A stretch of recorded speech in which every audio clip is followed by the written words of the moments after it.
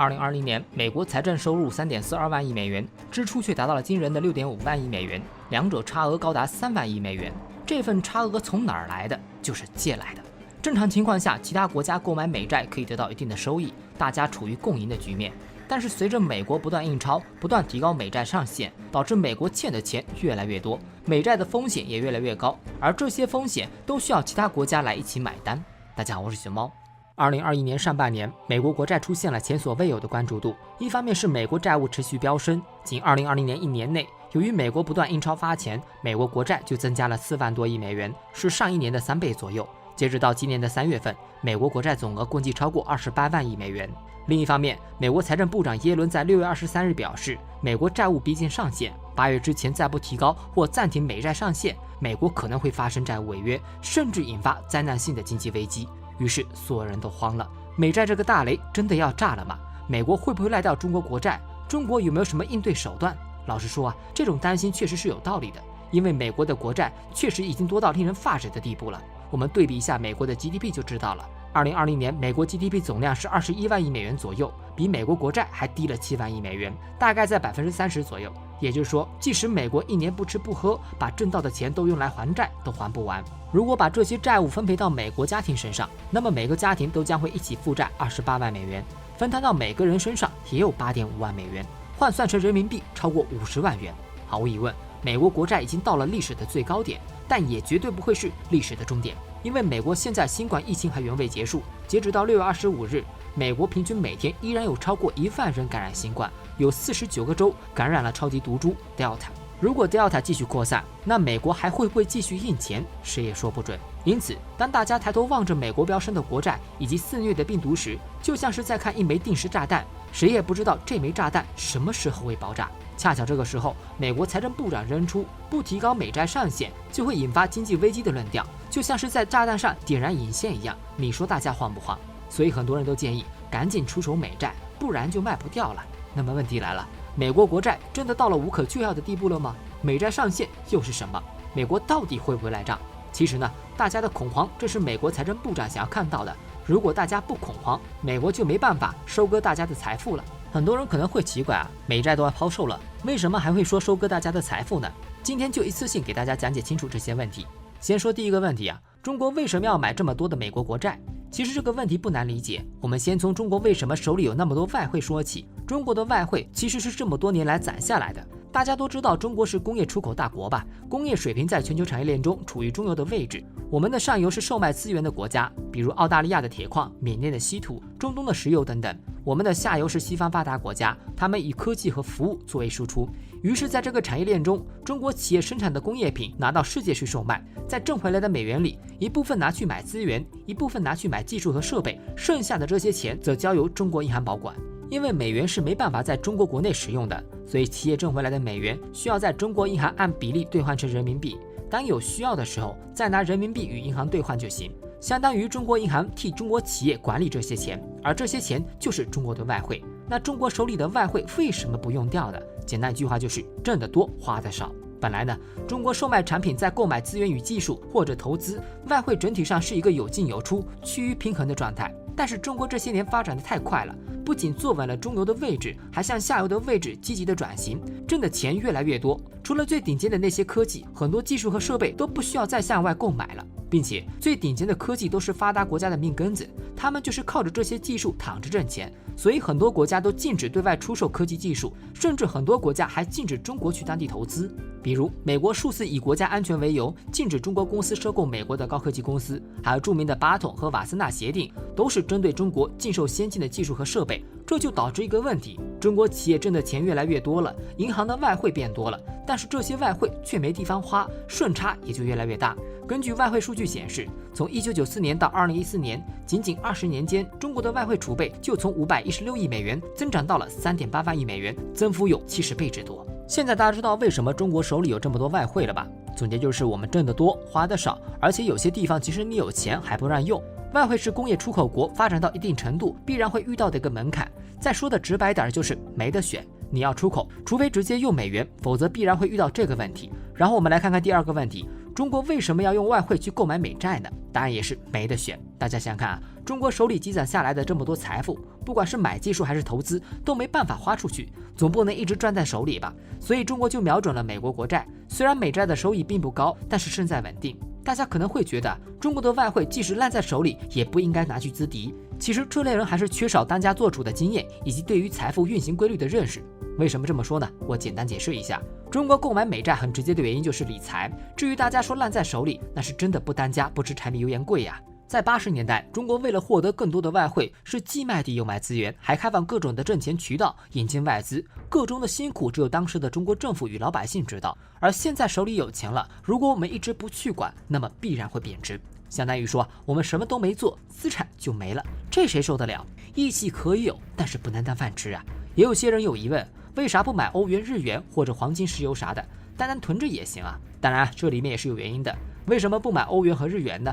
是因为欧元和日元自己都不稳定，经常出现问题，甚至连他们自己到了经济危机时都会去购买美债度日，连他们自己对自己都没信心，中国自然更不可能大量购买这些国家的金融产品了。至于黄金、石油啥的，其实原因也非常简单，我们上面就说过啊，我们的外汇是留给国内企业兑换用的，不能大量去购买这些产品，而且一次性囤积太多，也会导致这些资源物价上涨，影响中游的制造业，反而让自己遭殃，得不偿失。而美元作为世界主要货币，有美国的信用做背书，都比欧元和日元更加可靠。这就是为什么中国购买这么多美债的原因，胜在稳定以及安全。看到这边，眼尖的猫粉可能又要指出来了，你说稳定我相信，但你说安全，怎么可能？自己的钱都被别人攥在手里，怎么会安全呢？大部分作者在回答这个问题的时候，都会告诉你这是不可能的。国债是一个国家的信誉，不可能轻易违背，否则就是自取灭亡。说实话，在某种程度上的确如此，但是我对这个答案其实并不满意，因为信誉的前提是建立在代价身上，不是美国不想赖账，而是在衡量赖账需要付出的代价。当代价远小于赖账的成本时，美国必然会选择直接赖账。为什么这么说呢？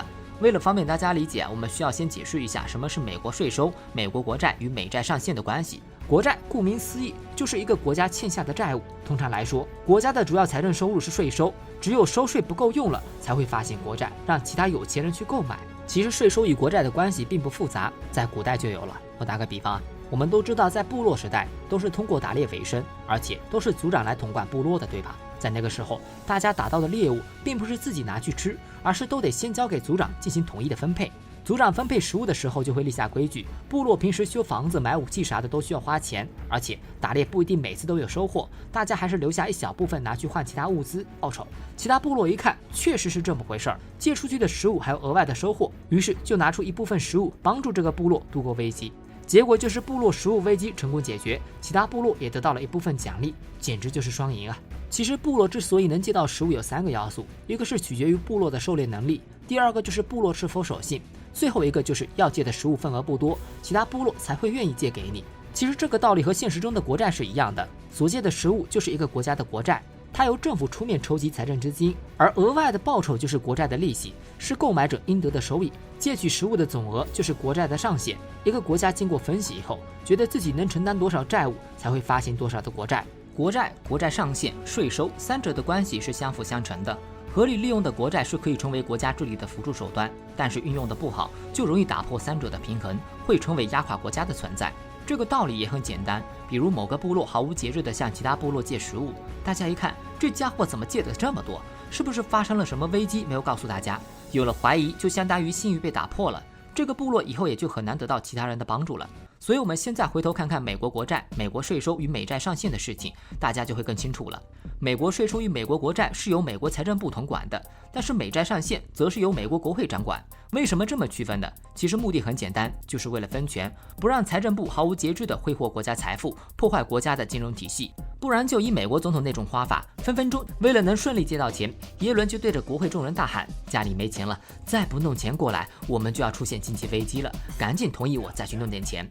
这种策略其实就是卖惨，会教的孩子有奶喝的道理，在全世界都是通用的。美国政府的每一个部门都是如此，比如美国 NASA 想要钱了，就说中国航天技术已经赶超美国；美国企业想要钱了，就说钱都被中国给挣走了，赶紧拨款救助一下。还有美国军队、美国智库都是如此。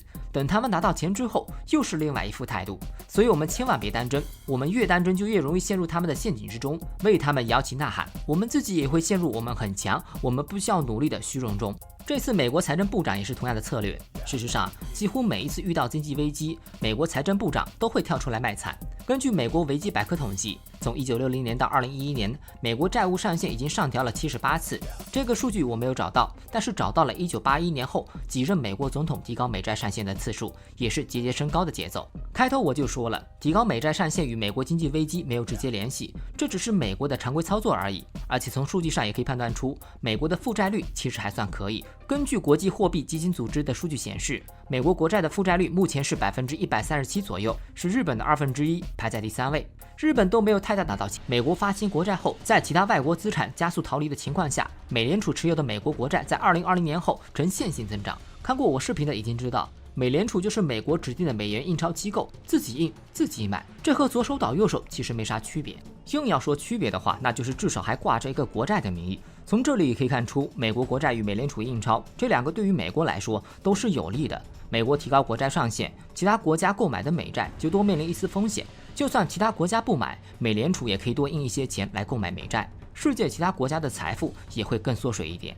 在巨大的利益面前，美国想要打破这种平衡其实非常容易，而且在历史上，美国也有尝试过赖掉自己国家的债务。在18世纪70年代，美国独立战争期间，为了战胜英国，美国向国内征收了大量的资产，随后又向法兰西帝国求援。当时的法国正在与英国争夺殖民地，两国的矛盾本来就很严重，所以法国国王路易16毫不犹豫地选择倾尽国力来支持美国，希望借此打击大英帝国。1778年，美法两国签署联盟条约，随后法国开始大力支持美国，不仅提供财政支持，还派遣了一支军队帮助美国参加独立战争。为了拖住英国，法国还直接向大英帝国宣战，最终英国寡不敌众，美国在1783年取得了独立战争的胜利。为了打赢这场战争，路易16欠下了几十亿里弗尔国债，无力偿还。最终法国爆发大革命，路易16最终被战争害死。但是路易16绝对没想到的是，自己帮助多年的漂亮国，在他死后仅仅1年就与英国和好了。两国在1794年签署了协议条约，达成和解，并且默许英国在美国的海洋上实行反法政策。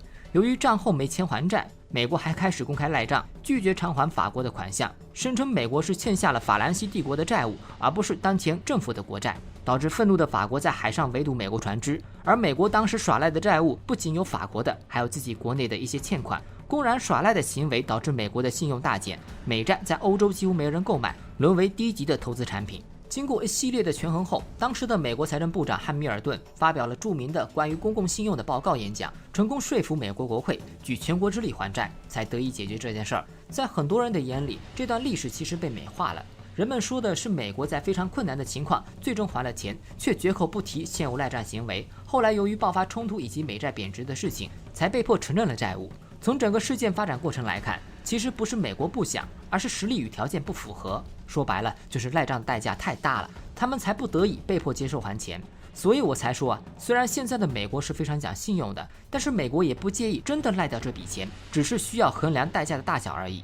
而其他国家选择美元与美债，是因为它目前还是最可靠的，但并非代表它是唯一的选择。狡兔还三窟呢，更何况成年人。当然有些小伙伴也会问，那我们有没有什么可以规避美债风险的方法？答案是肯定有，这就要说到中国的应对方法了。其实答案也非常简单，就是推行人民币国际化。人民币国际化发展到现在，已经从点到线，不断扩大。什么意思呢？比如多点出发，就是多种模式同时并行，比如人民币原油期货、人民币互换、人民币直接结算等等。这个模式就像农村包围城市的蚕食战略，多点多线共同出击。而线指的是“一带一路”倡议，它的周边沿线国家是中国推广人民币的主要路线。大家想想看啊，我们上面说中国手里的美元没处用，所以才购买美债的，对吧？但是有了一带一路倡议，我们手里多余的外汇就有了用武之地。这些国家需要美元，而中国有美元；需要工业品，而中国是主要的工业出口国；需要成熟的发展模式，中国还是致富的典范。通过“一带一路”倡议，我们可以将这些美元或者人民币直接投资，甚至捐赠给沿线国家，让他们发展基础设施。等基础设施发展到一定程度后，基建就会开始反哺“一带一路”沿线国家，就可以挣钱。我们又可以鼓励他们使用人民币。以往这些国家比较贫穷时，西方发达国家还看不上这里，但是中国不一样，你嫌贫爱富，我乐善好施；你甘于一方，我兼济天下。你们没有能力建设好贫穷落后的国家，是因为西方发达国家只需要他们的资源，却不希望他们共享富贵。但是中国不一样，中国有这个能力，而且一直主张的是人类命运共同体。根据2020年中国银行对人民币的研究报告数据显示，2019年在“一带一路”倡议沿线的周边国家中，人民币对相关国家货币外汇交易规模达到了2000多亿美元，同比增长43%，跨境收付金额超过2.73万亿元，同比增长32%。“一带一路”相关8个国家已经建立人民币清算安排，人民币跨境支付系统覆盖60多个国家和地区。其实呢，这些数据大家看看就好。熊猫更想要大家知道的是，王朝更替不是一蹴而就的，必然会经历盛极而衰的过程。美元霸权的地位也不可能一下子就轰然倒塌，但是我们的人民币国际化道路却一直在前行，这条道路注定漫长而险阻，让我们拭目以待吧。对了，下个月会有“一带一路”倡议的视频，大家喜欢的话可以关注本猫哦。我们下期见。